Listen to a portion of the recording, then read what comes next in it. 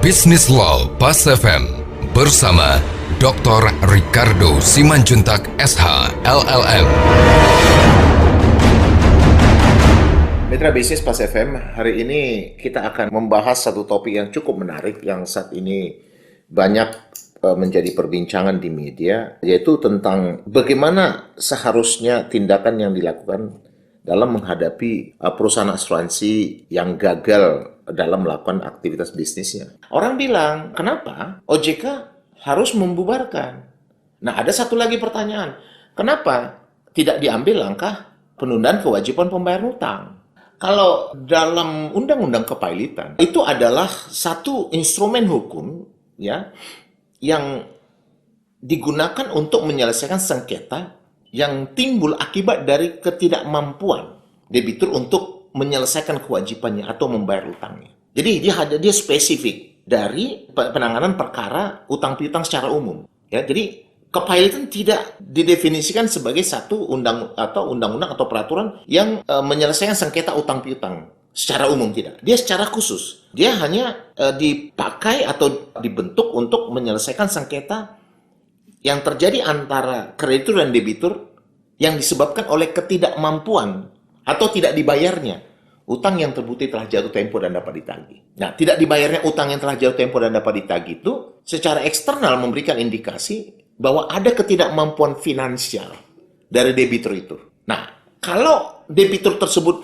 mempunyai kemampuan finansial atau membutuhkan waktu agar dia bisa kembali sehat, maka dia harus memohonkan penundaan kewajiban pembayaran utang. Gitu ya. Jadi ini adalah satu langkah yang disebut dengan collective settlement. Kalau kepailitan adalah collective settlement bagi para kreditur atau seluruh kreditur dari debitur yang tidak mampu tadi untuk bisa secara adil mendapatkan pembayaran dari sisa harta debitur setelah harta tersebut dibereskan. Jadi sifatnya adalah kolektif, maka itu alasannya kenapa ketika seorang debitur dinyatakan pailit, harta itu berada dalam sita umum. Dan kurator diangkat untuk melakukan pengurusan dan pemberesan. Dan satu kreditur lain pun tidak bisa melakukan eksekusi atau mengambil harta tadi untuk digunakan membayar secara individual. Jadi dia bukan individual settlement seperti dalam penanganan atau proses perkara perdata biasa.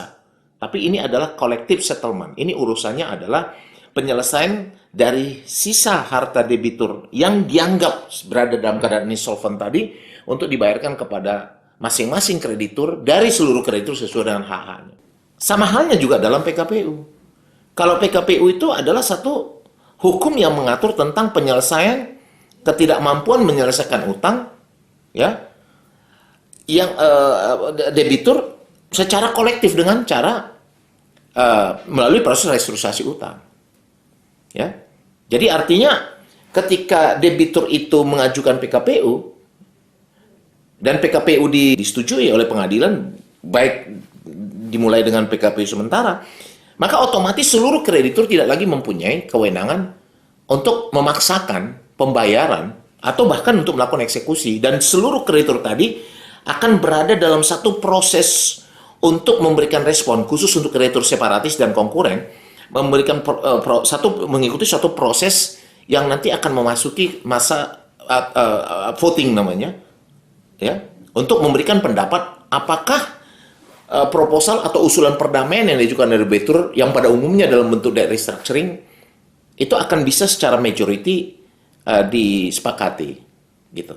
Nah, posisi ini sebenarnya, ya, proses untuk memberikan kesempatan kepada debitur untuk mengajukan usulan perdamaian atau restrukturisasi ini sebenarnya menjadi bagian yang sebelumnya juga dilakukan oleh OJK ketika dia memberikan peringatan kepada perusahaan asuransi yang berada dalam keadaan tidak mampu menyelesaikan utangnya atau berada dalam keadaan financial distress atau berada dalam keadaan keuangan yang tidak baik. Ini adalah satu proses sebenarnya kurang lebih sama, ya, walaupun sifatnya individual correction, bahwa OJK meminta kepada perusahaan asuransi untuk memperbaiki kondisi ketidaksehatan keuangannya, ya kan? Atau mencoba menetralisir atau menyehatkan kembali RBC-nya, risk based capital yang menjadi ukuran tentang kesehatan dia.